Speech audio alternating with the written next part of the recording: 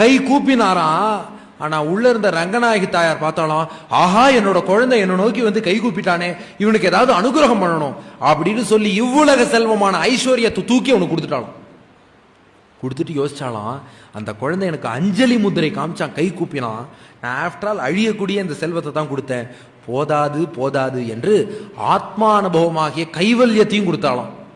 அதுக்கப்புறம் யோசிச்சாலாம், இதுக்கு மேல மோட்சம்னு ஒன்று இருக்கே, அதையும் உனக்கு கொடுத்துருவோன்னு சொல்லி பரமபதம் வைகுந்தம், இன்னைக்கு எந்த வைகுந்த வாசல் சேவிச்சோமோ அந்த வைகுந்தமாகிய மோட்சத்தையும் அவனுக்கு கொடுத்துட்டா. அத்தனையும் கொடுத்துட்டு ஸ்ரீரங்கநாச்சியார் யோசிச்சாலாம், அவன் அஞ்சலி முதிரை காமிச்சான், அவன் எதை தேடி எதை வேண்டி என்கிட்ட வந்தான்னு தெரியல, ஆனா நான் ஆஃப்டர் ஆல் ஐஸ்வர்யம் கைவல்யம் மோட்சம் இதைத்தான் கொடுத்தேன், இதுக்கு மேல அந்த குழந்தைக்கு கொடுக்க என்கிட்ட ஒண்ணும் இல்லையேன்னு வெட்கத்தால் தலை குனிந்தாளாம்.